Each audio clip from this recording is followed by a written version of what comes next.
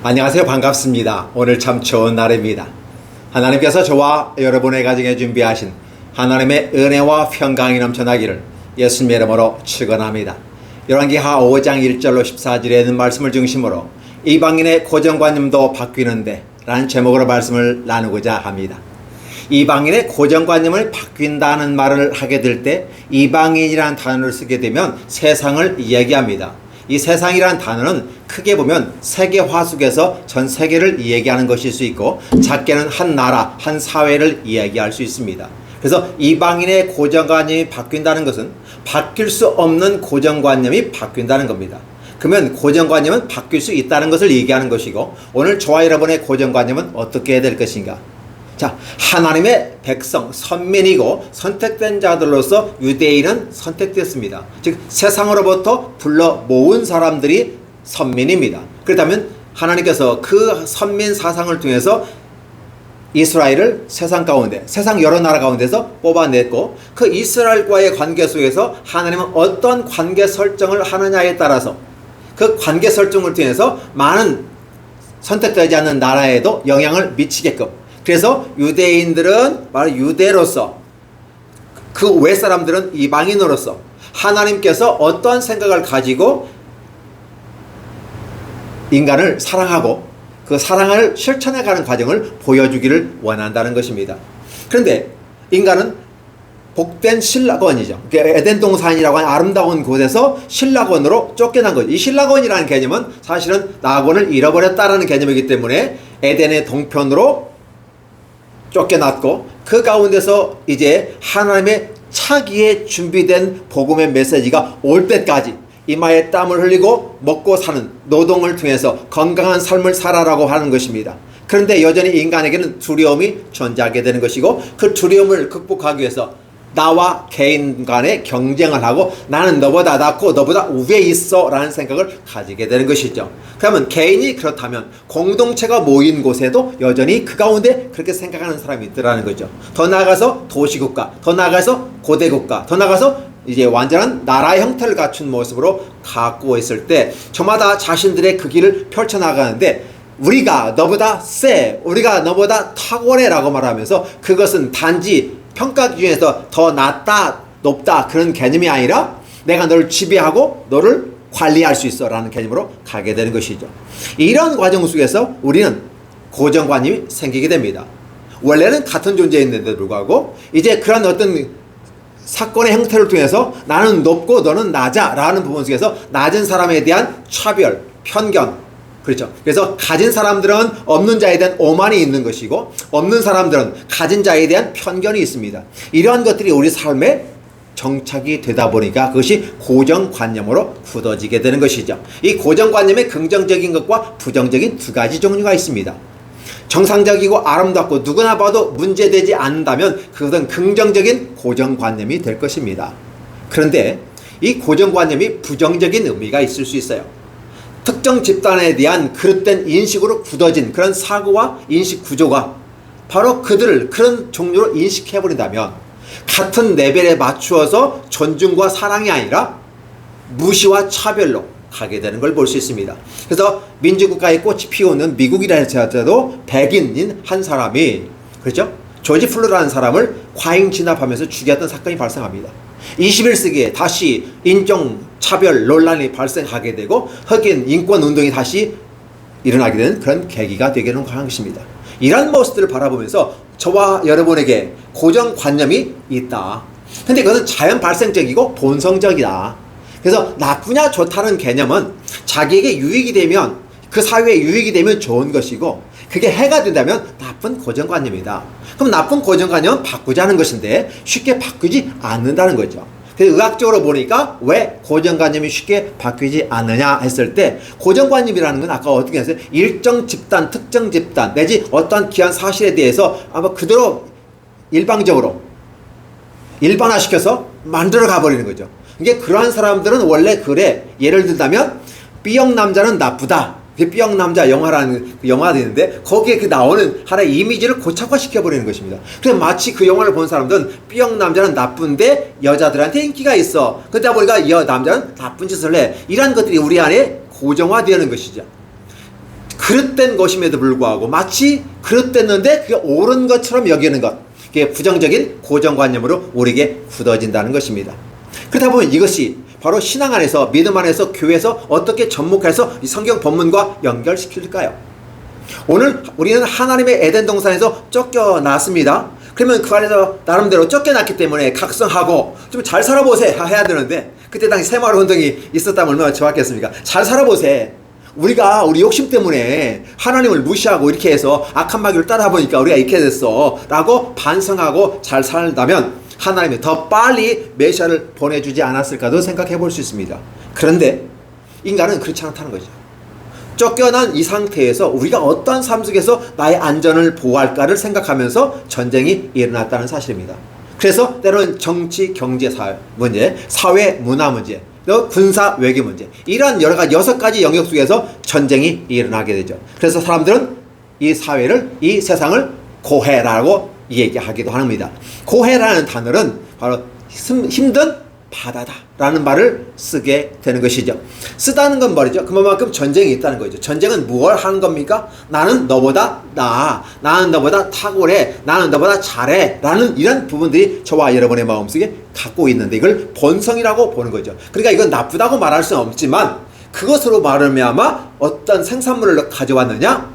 바로 정복전쟁을 하게 되고 거기서 우위를 다짐하게 되고, 우리는 탁월한 민족, 너희는 약한 민족, 별 볼 일 없는 민족, 이렇게 고정화되어지고 마치 주인과 종의 개념으로 형태화된다는 사실을 볼 수가 있는 것이죠. 이러한 모습이 우리는 바뀌어야만 한다는 사실입니다. 그래서 하나님의 나라가 이 땅에 실현될 때도 하나님은 전쟁을 펼치죠. 이 땅에서는 그러한 정치, 경제, 사회, 문화 전쟁, 그렇죠? 군사, 외교적인 전쟁이 펼쳐지지만 하나님의 나라는 바로 생각의 전쟁이 펼쳐집니다. 그게 관념 전쟁이라고 저는 이름하고 싶은데, 내 안에 있는 생각, 사고 구조가 바르고 아름다운 구조라면, 그런 시스템이 됐다면 그대로 받아들일 수 있는데 우리들의 마음이, 시스템이 오염되었다 보니까 받아들일 수가 없어요. 아니, 내 안에 이미 작동이 안 되게 있는 상태에 있기 때문에 새로운 것이 우리 안에 딱 들어왔는데 그걸 받아들이지 못하고 어떻게 됩니까? 그냥 튀쳐나가 버리는 거죠. 컴퓨터에서도 프로그램을 장착시켰는데 프로그램 안착이 되어져서 잘 시스템이 돌아가야 되는데 안 되고 프로그램이 상호 충돌되어 튀어나가는다는 느낌? 이렇게 봅니다. 그러니까 우리는 어떻게 돼요? 우리가 하드웨어라면 하나님의 세계는 소프트웨어인 거죠. 우리의 모습의 98%의 어떤 모습들이 있겠다면 2%의 영적인 세계가 우리 안에 들어와야 돼요. 그걸 우리는 정신이라고 말하는 것이고 하나님의 아름다운 것이 들어와야 됩니다. 그러니까 에덴 동산에서 쫓겨났던 사람들은 결국은 뭐예요? 그 안에 사랑이 빠져나간 거예요. 하나님의 영이 빠져나간 거예요. 그러다 보니까 어떻게 해요? 로봇가 없고 껍데기만 있고 소프트 하드웨어만 있는 거죠. 그래서 다시 우리에게 그 사랑을 집어넣어주죠. 근데 하나님은 사랑이시라.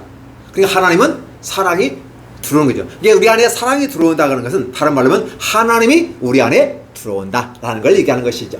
그래서 저와 여러분의 마음속에 이 고정관념이란 이 필터가 딱 작동하면서 하나님의 아름다운 것이라도 튕겨나게 만드는 것이 세상이다 라는 것을 이야기합니다. 그런데 그게 인간의 본성이고 그게 오염된 심성에서 나오는 것이다 라는 거죠. 하나님의 나라가 우리 안에 실현된다는 말은 바로 그런 튕겨내게 하는 것이 아니라 수용하는 자세로 바뀐다. 즉 체인지 된다는 것을 얘기하는 것이죠.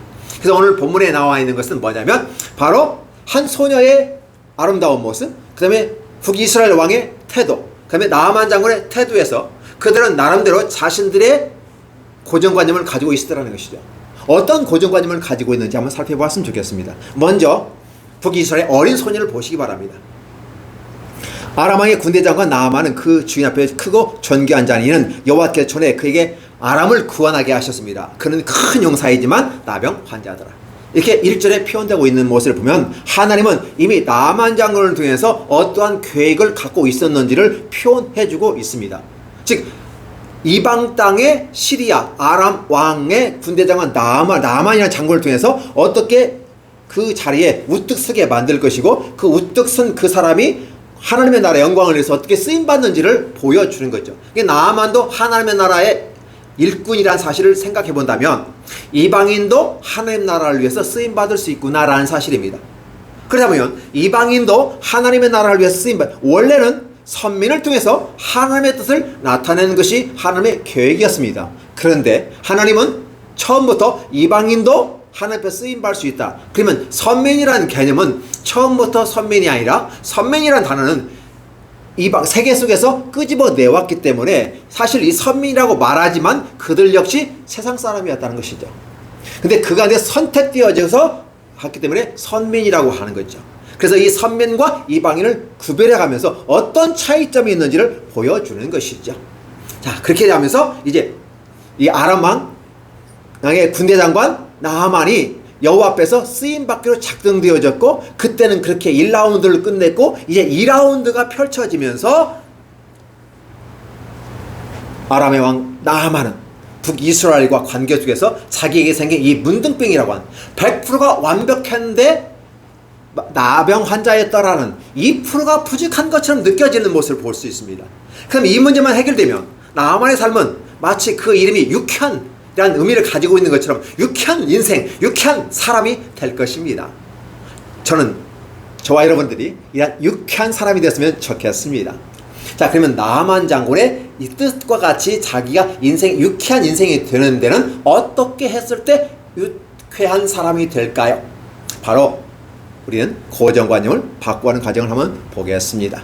자, 하나님은 이 사람을 준비해 놓았다고 합니다. 그 첫 번째 배경입니다. 두 번째 배경은 그 시절에 바로 북이스라엘과 아람이 접경지대에 있기 때문에 아마 게릴라전 쓰고 접경지대 하는 치고받고 싸우는, 얼마든지 게릴라전이 많이 발생했습니다. 국지전이 발생하죠. 그때 전리품들이 하나 있는데, 그래서 이스라엘 땅에서 어린 소녀 하나를 사로잡아갔다는 거죠. 어린 소녀니까 뭐 어떻게 성인도 아니고, 그래 결국은 어떻게 돼요? 이 나하만 장군의 아내에게 수종들게 했다. 그건 뭐 기본적인 부분 속에서 생각을 해본 거예요. 자, 이런 두 가지 배경이 깔린 상태에서 나하만 장군과 이 여종 사이에 어떤 것이 됐을까요?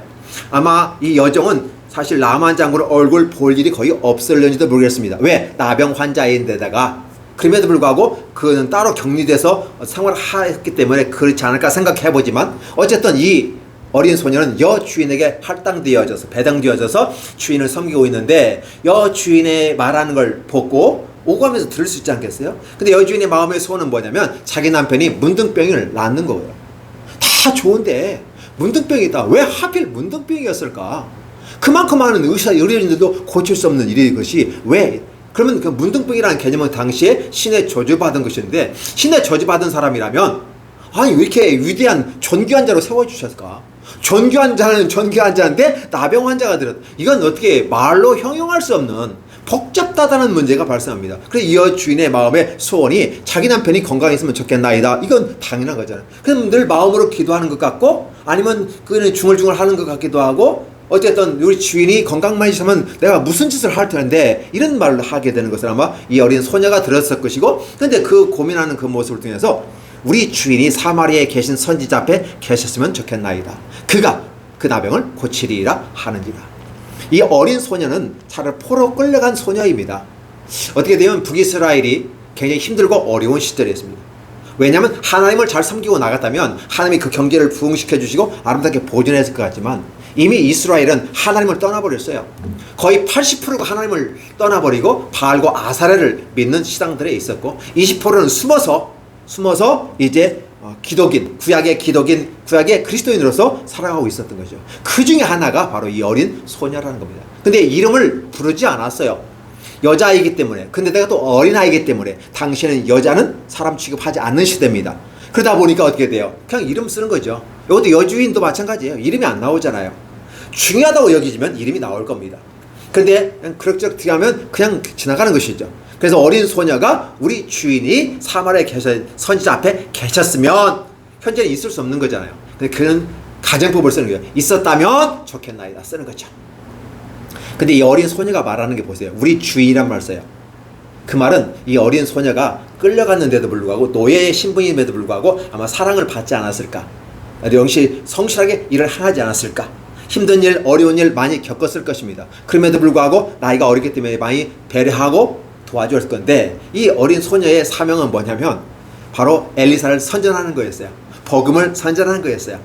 이 어린 소녀에게서는 그런 그 개념이 없었을 겁니다. 단지 내 주인이 건강해지면 좋겠다고, 여 주인이 마음의 소원이 그러니까 우리 주인 남편이 바로 그렇게 된다면 얼마나 좋을까. 우리 주인이 사마리아에 계셨다면 그 문둥병 고쳤을 텐데, 이런 생각을 갖게 됐고 그 고민하는 그 여주인에게 이 얘기 한마디 한 겁니다. 그런데 그 어린 소녀 한마디가 하나님은 증폭시켰다고 저는 해석을 하고 싶은데요, 이 작은 목소리가 증폭이 되는데 이 여인에게는 복음으로 들렸습니다. 하늘에서 별이 떠 번쩍거리는 그 모습으로 들렸습니다. 그래서 그 여인은 자기 남편 나아만에게 이 얘기하고, 나아만은 기뻐가지고 자기 주인 왕에게 가서 얘기합니다. 이스라엘 땅에서 잡아온 소녀가 있는데, 근데 잡아왔다는 말 절대 안 하죠. 이스라엘에서 온 소녀의 말이 이러이러하더이다.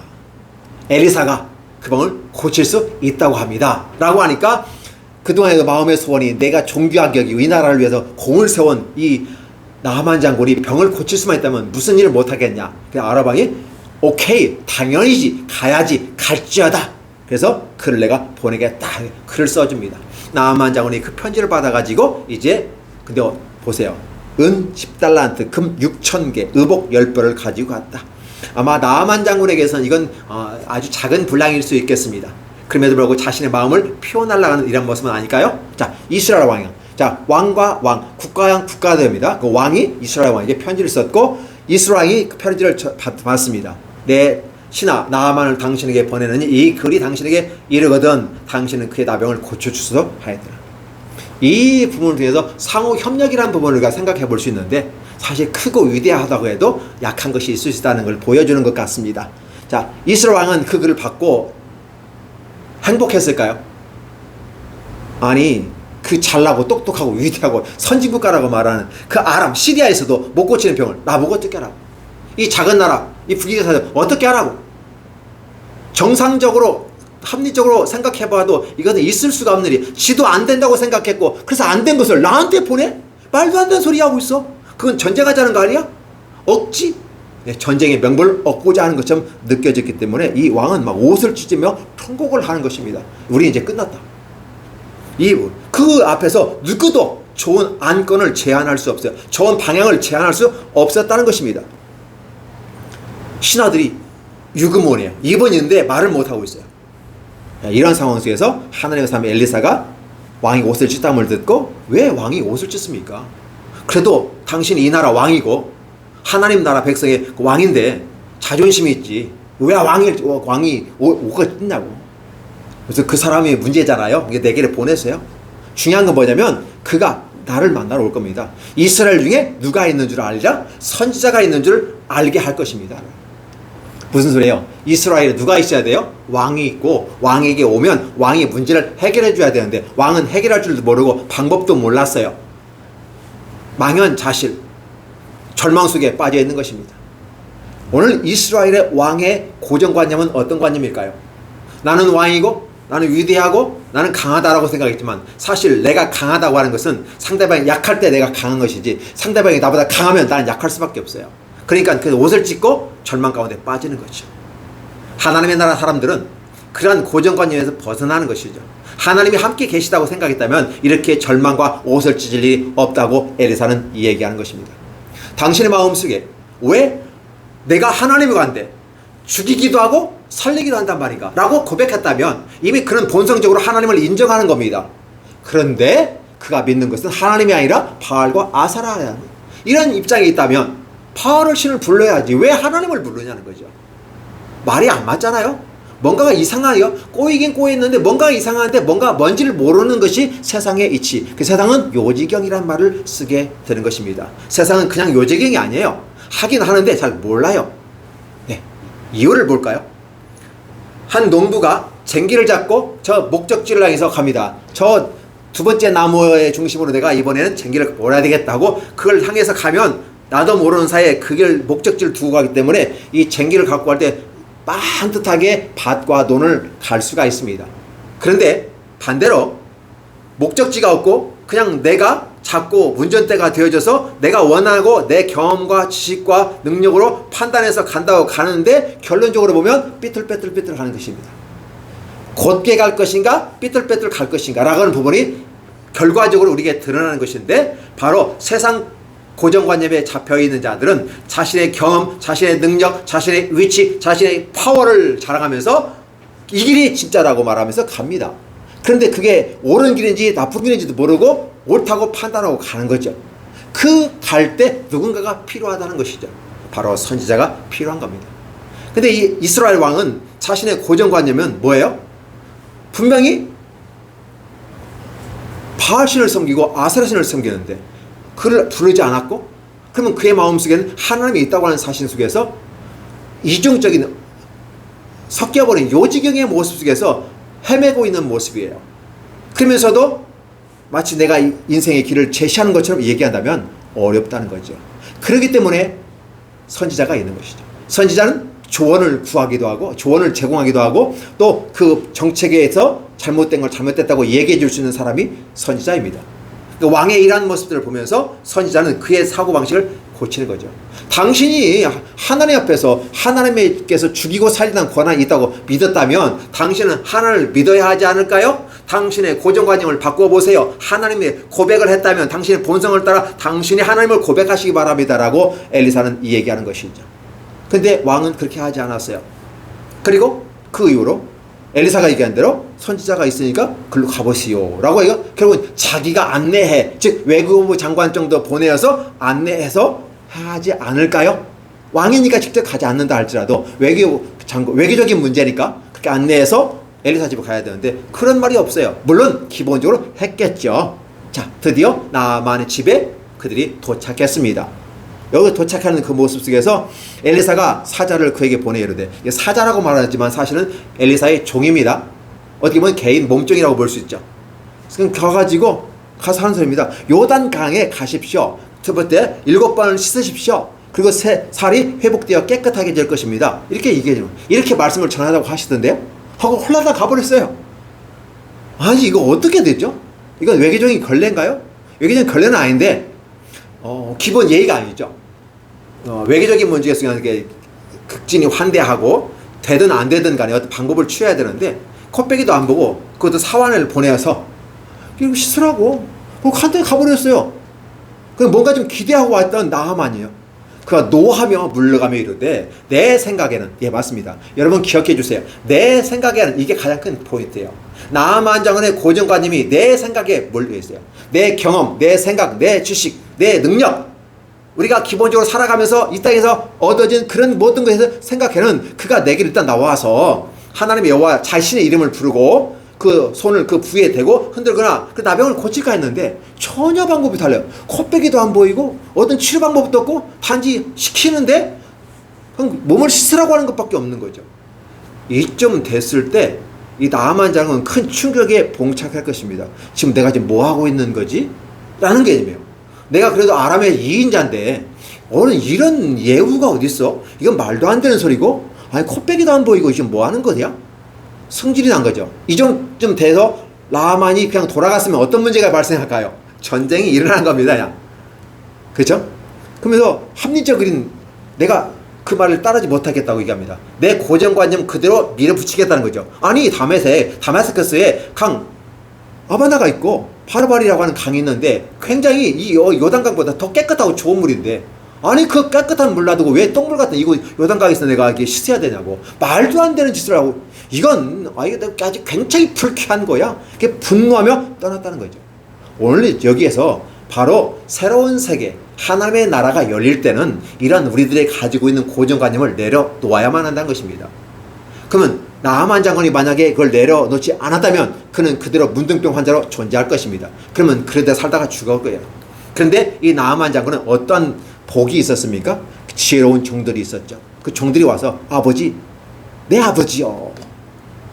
이 장군이 나이가 좀 있었고 그 다음에 아버지 뻘 되는 것도 있고 위치가 아버지 위치, 존경받는 위치에 있기 때문에 내 아버지라는 친숙한 표현을 쓴 것 같습니다. 내 아버지요. 선지자가 당신에게 큰 일을 하라면 하지 않았을까요? 라는 질문이에요. 더 큰 일, 더 위대한 일, 더 일, 그 세상 사람들은 못하는 일들을 당신의 2인자이기 때문에 얼마든지 할 수 있습니다. 만약 그런 일을 했다면 하지 않을까요? 그렇게 해서 얻어진 결과가 뭐죠? 당신의 능력과 그 권능으로 이걸 했다라고 당신을 드러낼 수 있고 위대하게 할 겁니다. 그런데 그 많은 비용을 치르지 않고도 그냥 가서 7번 씻으라고 하는데 씻으면 나오면 되는 거 아니에요? 씻어서 깨끗하고 하라는데 아니 뭐 깨끗해질 거 아닙니까? 아니 손해볼 일도 아닌데 그냥 필요 똥물같이 더러운 물이 느낄 줄 알아도 시켰으니까 하고 난 다음에 결과를 가지고 얘기하면 되지 않을까요? 아마 이게 지혜롭게 이해가 갔습니다. 그런데 이 나아만 장군의 마음의 생각은 고정관념에 있었지만 이게 약간 이게 역시 존귀한 자이기 때문에 가진 자로서 오만한 마음보다는 마음이 좀 이렇게 열린 상태가 좀 된 것 같아요. 이게 아랫사람이라 할지라도 말을 하는 거에 귀를 기울였죠. 보세요. 어린 소녀가 얘기하는 것, 여주인에게 들려지고 자기 아내가 자기한테 전달하는 걸 가지고 귀를 열어. 아이고 야 여자 조그마한 애가 뭐가 한다고 그따위 말을 해. 내가 이거 안 해본 거 있어? 라고 무시해버릴 수 있는데 그 어린 소녀의 말을 들었다고 한 이 마음속에 나아만 장군에게는 약간 오픈형의 마음이 있었지 않았는가. 그러다 보면 오늘 이삭에도 자기 종들 수하 있는 이 종들이 말하는 걸 들을 수 있는 마음의 문이 열렸다는 거죠. 마음의 문이 열렸다고 하는 건 그만큼 복이라는 거죠. 새로운 세계에 새로운 방법이 주어지게 될 때 그걸 수용할 수 있는 것이 복입니다. 그래서 우리 기독교에서 말하는 것은 말하면 그 마음이 열려지는 것, 수용할 수 있는 것, 그 수용하는 그것을 우리는 믿음이라고 말하는 것입니다. 새로운 하나님의 세계, 새로운 하나님의 말씀과 그 방법으로 우리에게 다가올 때, 새로운 구원의 고속도로를 만들어갈 때 아멘! 수용합니다. 아멘 아멘 할 것이오라는 말을 쓰게 되는데 반복을 통해서 내 안에 모셔드리는 이 작업들을 하는 거죠. 나아만 장군은 그런 오픈형의 마음을 가진 것 같습니다. 7번 몸을 잠그니 그 살이 어린 아이의 살같이 회복되어 깨끗하게 되었다라는 말을 쓰고 있어요. 보시기 바랍니다. 나아만 장군의 고정관념이 바뀌었습니다. 이방인의 고정관념이 바뀌었습니다. 분명히 이스라엘 사람들은 하나님이 아니라 바알과 아세라를 이겼습니다. 그런데 바알과 아세라를 섬기는 그 나라의 위대한 장군도 해결하지 못한 문제를 작은 나라에 있는 여호와의 선지자 엘리사가 그 말씀으로 이 병을 낫게 했다는 것이에요. 특별히 엘리사가 어떤 치료 방법을 쓴 것도 아니고 오직 하나님의 말씀을 따라 했다는 거죠. 그래서 여기 보면 하나님의 사람의 말대로라는 말이에요. 하나님의 사람의 말대로라는 것은 하나님이 선지자에게 주신 말씀은 계명이거든요. 계명은 곧 어디예요? 구약으로 말하면 10계명을 얘기하는 것이고 말씀 율례 규례라고 말합니다. 지금 유대인들이 말하는 말씀 규례 율례가 아니에요. 그들이 말하는 것은 바로 하나님이 주신 10계명을 어떻게 지킬 것인가를 해서 구안에서 만든 인간의 휴먼 스탠다드, 인간의 규정들이에요. 이 인간의 규정을 만들고 그들은 유대교라는 종교를 만들어버리는 것입니다. 근데 하나님은 그걸 원치 않는다고 예수께서 오셔서 이 얘기하는 것이었죠. 그래서 하나님의 말씀대로 순종했더니 7번 몸을 잠갔더니 이렇게 되네요. 그러면 신학으로 해석한다면 7번 잠갔다고 하는 건 세례를 받았다는 말을 얘기하는 것이죠. 즉 세례라는 것은 죄를 씻는다는 모습도 있고 병도 씻는다는 모습도 있겠죠. 결국은 어떻게 돼요? 새로운 세계가 열립니다. 물에 잠긴다는 개념은 죽었다는 개념이고 다시 나왔다는 것은 살아난다는 개념이에요. 그러니까 나아만 장군에게 있어서 어떤 것을 느낄 수 있어요? 부활의 신앙이 그에게 들어갔다라고 말할 수 있는 것이고 죽었다가 살아나서 여전히 나이가 들어 피부가 노화되고 점이 생기고 이러한 모습들 이게 어린 아이 살같이 회복되어 깨끗하게 되었다. 어린 나이라는 개념을 썼을 때 되게 10대를 한번 생각해 볼까요? 10대의 피부가 만약에 나아만 장군의 피부가 됐다면 횡재한 거 아니겠습니까? 그렇지 않아도 인생 잘 나가 멋있는데 문둥병 때문에 삶이 고민했는데 문둥병도 치료됐지 피부도 완전히 어리됐지 와 대박 터진 거 아닙니까? 현대를 살아가는 우리들에게 진짜 대박 터진 인생이 될 것입니다. 그런데 그가 대박 터지기까지는 어떤 것이 그의 길에서 열려졌을까? 마음의 문이 열려졌다는 것입니다. 즉 하나님의 나라가 펼쳐지는데 이스라엘 사람들은 마음을 닫았습니다. 대표적으로 이스라엘 왕도 마음을 닫았습니다. 그런데 이방 사람인 나아만이 마음의 문이 열려졌고 그 말씀대로 순종했다는 말을 쓰게 되는 것이죠. 이스라엘 왕이 순종했다는 말은 없어요.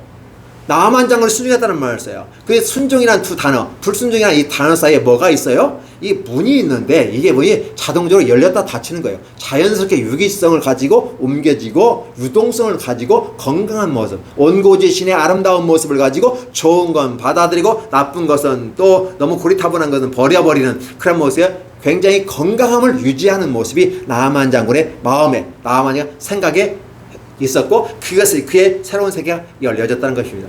나아만 장군 단지 몸이 회복됐다고 문둥병이 치료됐다, 나병이 치료됐다라고 결과적으로 얘기할 수 있지만 그 내면의 나아만의 마음속의 생각이 완전히 열려버린 것입니다. 내 생각에는 이런 이 단어가 다 없어져 버려요. 다음부터 나아만 생각은 어떤 생각이 펼쳐질까요? 제 생각이 아니라 하나님의 생각은 어떠신지요? 이렇게 바뀌어야 한다는 거죠. 그래서 오늘 이 시대를 살아가는 기독교인들에게 아름다운 고정관념은 뭘까요? 내 생각들이 아니라 하나님의 생각은 어떠신지요? 하나님의 말씀은 어떻게 기록되어 있는지요를 먼저 생각하는 그런 고정관념을 가지고 하나님을 찾는다면 얼마나 좋을까요? 하나님 앞에서 아름답게 축복하실 것입니다. 내가 무엇을 하고 어떤 폼을 잡는 이 시대에 어떤 시스템과 형태 속에서 안착시켜버리고 변하지 아니하고 한번 들어온 그 뭐를 나가지 아니하고 썩어져 버려서 그러면서 낙취를 풍기면서 그러면서도 그 자리에 폼 잡고 있는 그러한 모습들, 예수께서 신약시대에 오셨을 때 바로 유대교를 향해서 그렇게 얘기한 것입니다. 회칠한 무덤이요. 무덤은 무덤인데 회칠해서 깨끗하게 보이는데 안에는 썩어 뭉그러지는 것이구나. 냄새가 나는구나 라는 거예요. 화 있을 진저라는 말이에요. 사두개인과 바리새인과 또 어떻게 해요? 종교적 지도자를 향해서 지금 예수님께서 말씀하시는 것입니다. 그래서 너희는 천국문에 들어가지도 않고 그 입구에 들어가지도 않고 입구에 서서 천국문을 들어가는 사람들을 막고 있구나. 뭘로? 인간의 휴먼 스탠다드, 인간이 만든 규정. 10계명을 갖다가 만들었는데 잘못된 규정들을 만들어 놓고 마치 그걸 안 지키면 천국에 들어가지 못하는 것처럼 얘기하면서 그들도 천국을 못 들어가고 자기도 안 들어가는 그 모습을 보여주고 있죠. 자, 그렇다 보면 예수님께서는 이 땅에 오셔서 무엇을 고치려고 했을까요? 악한 사단 마귀는 에덴 동산에 쫓겨져 있는 인간의 마음속에 오염된 심정을 따라 만들어진 이 세상에 사람께서는 너가 최고고 너가 우선이고 치고받고 나가서 네가 1등을 해야 돼 라고 많은 강조를 하게 되죠. 꼴등은 필요 없어, 2등도 필요 없어, 1등만이 최고야 라고 강조하게 되죠. 우리는 은연중에 그것이 우리의 고정관념으로 잡혀 있습니다. 그래서 남을 섬기는 일이 우리에게는 어색합니다. 남을 대접하는 일이 어색합니다. 마치 섬기고 대접하는 자는 못나고 어리석고 노예 같은 느낌을 받아요. 그래서 난 그런 거 싫어. 난 섬김을 받고 싶어. 나도 공주야, 나도 왕자야 라는 생각만 갖고 있습니다. 이게 우리들의 일반세에 고정화된 거예요. 그런데 하나님의 나라가 우리에게 임하면 어떤 마음이 부드러워집니다. 하나님 말씀이 수시로 들락날락합니다. 그래서 우리 마음을 부드럽게 하고 고정화되어지고 고착된 이 마음을 부드럽게 소프트한 것이 돼요. 그래서 우리들을 더 풍성하게 만듭니다. 이 생각이 우리의 마음이 풍성해지고 소프트해지고 유기성을 가지고 유동성을 가지고 살아간다면 우리의 몸도 부드러워지게 되는 것입니다.